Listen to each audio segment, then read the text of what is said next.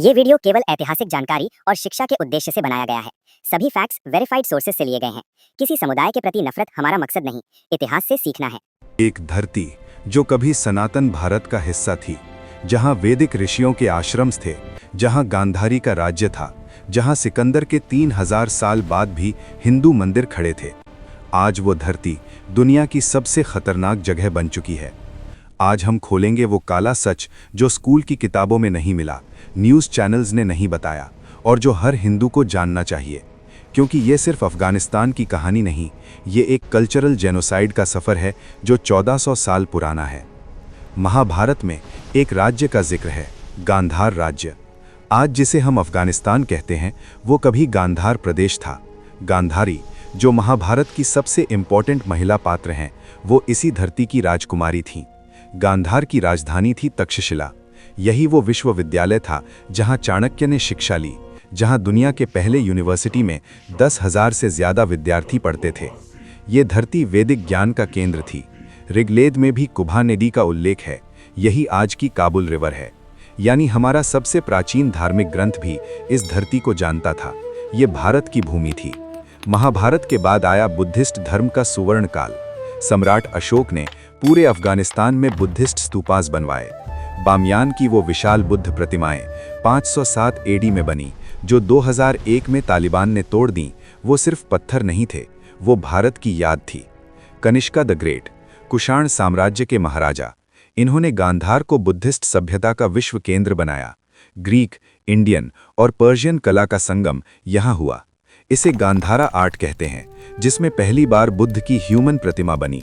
और फिर आया वो सच जो सबसे कम लोग जानते हैं, हिंदू शाही वंश। 7th सेंचुरी से लेकर 1026 एडी तक काबुल और कंधार के आसपास हिंदू राजवंशों ने राज किया। ये थे हिंदू शाही, जो इस्लामिक आक्रमणों के सामने सबसे ज्यादा टिके। इन हिंदू राजाओं ने अरब और तुर्क आक्रमणकारियों को 300 साल तक रोक कर रखा।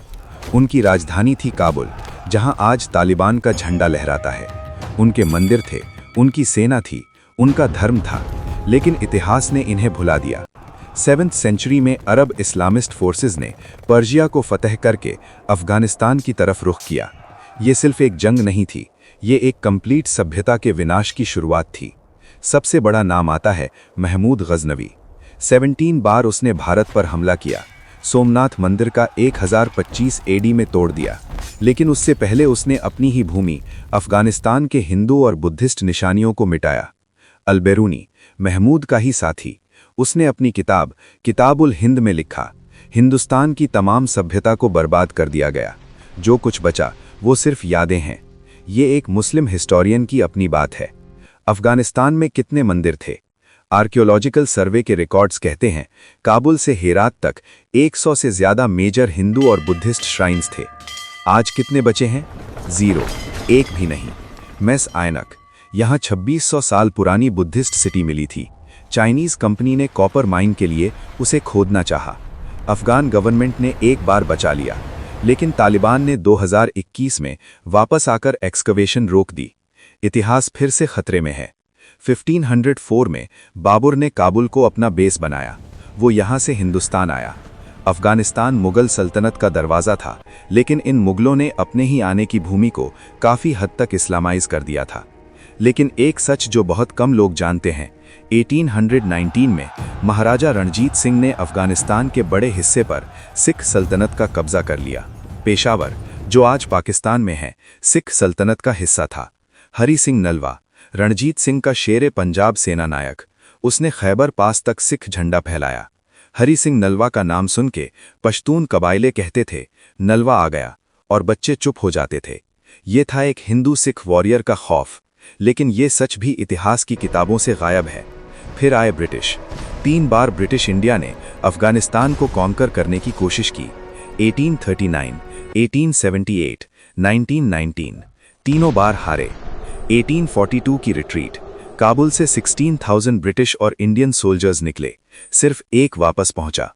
अफगानिस्तान का ये खौफ आज भी कायम है।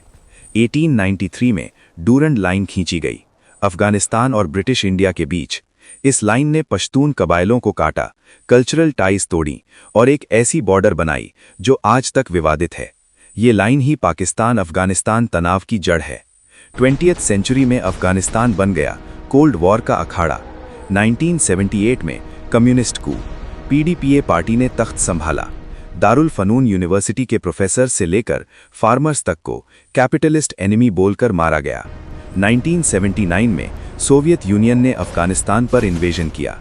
ये वो गलती थी जिसे खुद सोवियत जनरल्स ने बाद में कहा, हमारा वियतनाम। 15,000 सोवियत सोल्जर्स मारे गए। लेकिन इस जंग ने एक और सच को जन्म दिया, मुजाहिदीन। अमेरिका ने क्या किया? Operation cyclone. 1979 से 1989 तक CIA ने पाकिस्तान ISI के जरिए अफगान मुजाहिदीन को $3 बिलियन की मिलिट्री एड दी। स्टिंगर मिसाइल्स, AK-47, मनी, सब गया मुजाहिदीन के पास। क्यों?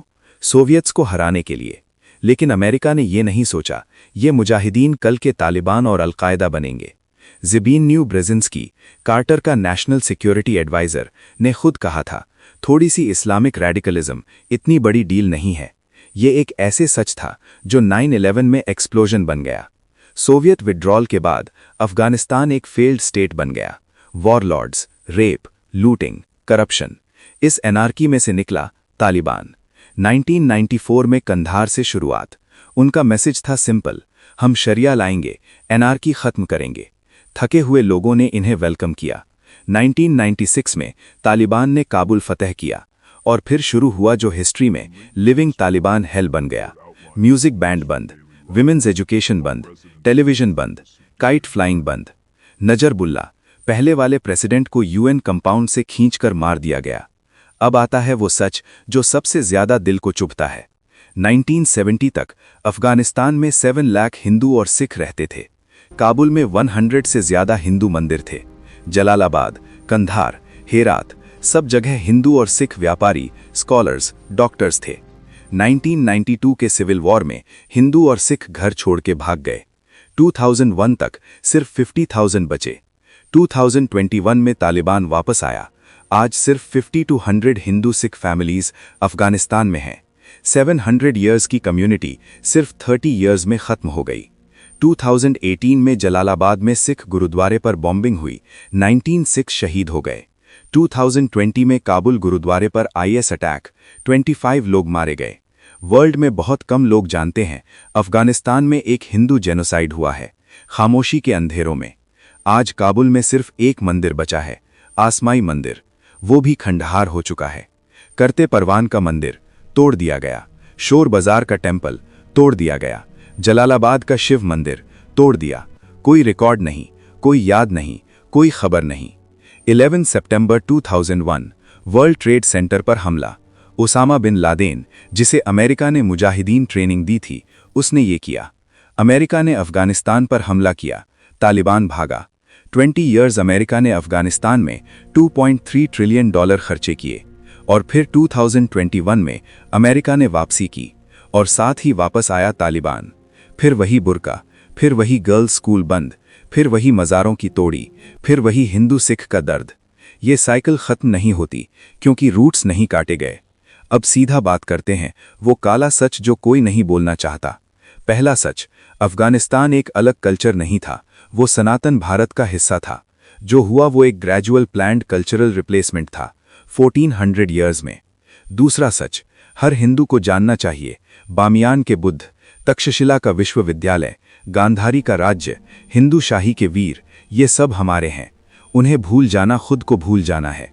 तीसरा सच, ये सिर्फ अफगानिस्तान की कहानी नहीं, ये एक वार्निंग है। हर वो जगह जहां डेमोग्राफिक्स बदल रही है, वो भी यही राह पर है। हिस्ट्री रिपीट होती है जब हम उसे पढ़ना छोड़ देते हैं।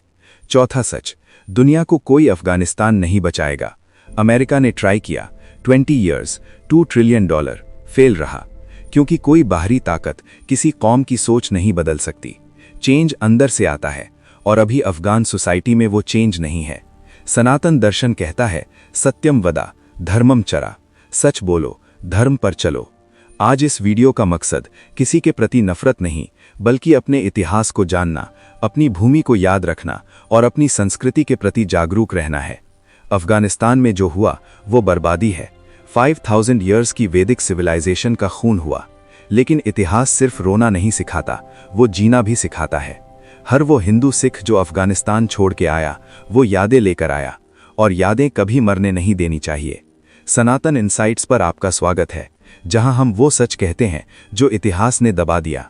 अगर ये वीडियो आपको कुछ नया सिखाया तो लाइक और शेयर ज़रूर करें और बेल आइकन दबाओ ताकि ऐसी और डॉक्यूमेंट्री आप तक पहुंचे। जय हिंद, जय सनातन।